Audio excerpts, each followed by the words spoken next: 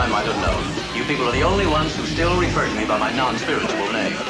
Well, what brings you to the temple? We'd like to talk to you. Surely not about mind expansion. Not here. We have information you're selling acid and marijuana to juveniles. Is this an official visit? How do you mean? Are you here to make an arrest? No. Then what brings you here, may I ask? We just told you we have reason to believe that you're selling narcotics to juveniles. Reason to believe. You lean rather heavily on that phrase, don't you? When it's the truth. No. Are you making a direct accusation? If it reads that way to you. Do you have a warrant? No. Then I wouldn't be throwing false accusations about unless I could prove them, Lieutenant. Sergeant. Whatever. Now let me see if I have this clear in my mind. You're not here to make an arrest. You don't have a warrant. Then obviously you remain here only if I desire that you shall. So, if it's polite conversation that you wish, I strongly advise you to be civil. With you? Last time we bumped into each other, you were hustling old ladies out of their pension checks. You've been the route, Bentley, and that's not an accusation, it's a fact. That is all behind me now. I'm a man of God. People do change. Is that so? This temple and my affidavit say so, yes. My charter's right there on the altar. The what? The altar. Presuming you can't read anything other than a police file, I suggest you do so. Church of the Universal God. I am an absolutely legitimate member of the clergy. You write your own Bible, too? In a sense. And like the Gideons, I give it away free. If some wish to offer a small contribution to the temple, it is accepted, but not necessary. You wrote this? I did. LSD opens the door to your mind, permits you to experience the whole of human expression. You live out every experience, no matter how bizarre. You create your own brave new world without ever leaving the comfort of your mind. That's truth, real truth. For who? The kid who reads this trash and ends up in a psych ward at a hospital? The truth for the guy making a profit by turning him onto it? I'm not here to make a profit. I'm here to be a prophet. I want to turn everybody on. Let them find out for themselves about the beauty inside their own minds. If you've never taken the trip, you wouldn't know. You haven't seen it. Neither did the kid who pulled his eyes out of their sockets to get a better look, or the 15-year-old up in San Jose who went blind from staring at the sun. LSD really opened up a new world for them. If it didn't, they're in trouble because they'll never see the old one again. They're better off. Once you've been out there, you don't want to come back anyway. Ask anyone who has. Compared to what is in here, reality is a bore. You don't really care what damage you do with this garbage, do you? That is a holy book, the Bible of our temple. Treat it kindly or put it down.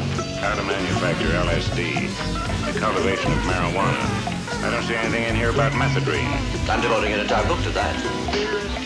You give this away, do you? I do, for a small contribution. What else do you peddle for a small contribution? You make it sound like I'm selling poison. I don't have to take a pill or shove a needle in my arm to experiment. I've seen it. I've seen high school kids so strung out on methadone they didn't know their own names. So high on LSD they couldn't even remember how to feed themselves. It does not bother me in the least that a few mental incompetents never came back from a trip. That's the price we pay. It's evolution. The survival of the fittest. Those who don't survive the trip could not have survived in life. But those who take it and come back, they're the winners. They are the new generation, an evolutionary breakthrough. In 10 or 15 years, the kids you're arresting now will be the senators, governors, and presidents.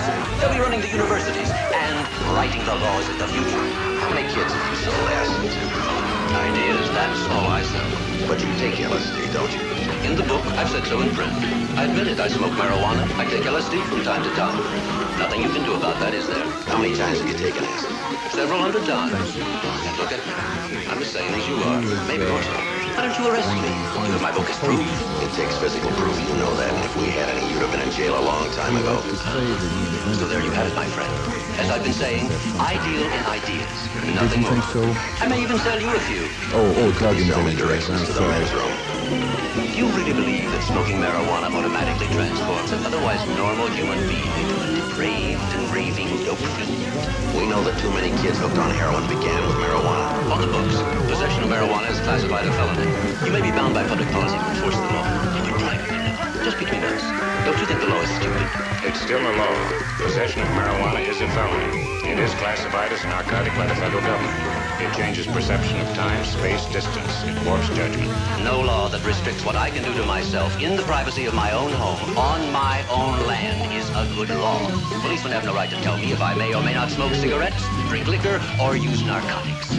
My body is mine. What I do with my body is my business. You know, this entire new wave, this new form of declaring personal freedoms in this country is disturbing, not because I'm a police officer, because I'm a citizen. I'm a member, too. You people all stand on the same platform, the same termite-ridden, decayed planks.